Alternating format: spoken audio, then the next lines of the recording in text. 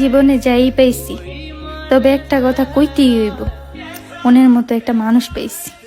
বইন রে, ওইটা মনের মতো মানুষ হবে না, ওইটা মালদার একটা পার্টি পাইছি মনের মতো।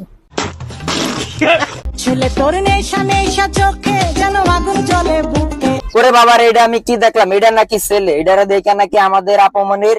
যেন আগুন জ্বলে বুকে, সেই ওরে ভাই, আমাদের এই ছেলের এক পা কবরে।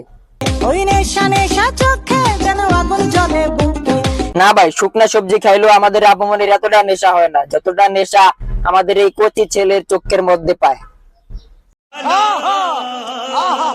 সেই আগুনে পুড়তে আমার ভাল লাগে। এরকম একটা মেয়ে যদি আমার ব্যাটার বউ হতো। আমি আর একটু বড় হলে প্রেম করব। ওরে আমাদের কচি সন্টা মানে আপমনি বড় হইলে নাকি প্রেম করবে। আপমনি বড় হইতে হইতে আমাদের এই কাকু কবরে। তুমি আমার মানসিক শান্তি। এই যে তুমি মুচকি মুচকি হাসো, সত্যি করে বলো তো, তুমি কি আমায় ভালোবাসো?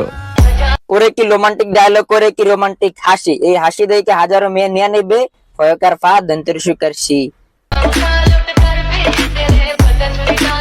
না মানে ভাই, আমি একটা জিনিস বুঝলাম না, এই টিকটক ভিডিওর মধ্যে আমাদের কাকুর অ্যাক্টিং এর রোলটা কি? কাকু শুধু পিছনে এমনি দাঁড়ায় থাকবে আর এমনি হাসবে।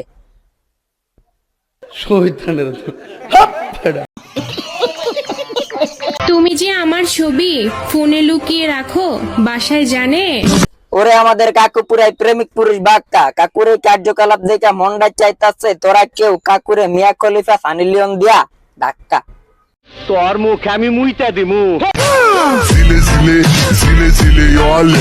বাইরে আমি বর্তমান সময়ে মেয়েদের চয়েস বুঝি না। প্রেম করার সময় ইয়ো ইয়ো, আর বিয়ে করার সময় কব্বরে গেল গেল গেল।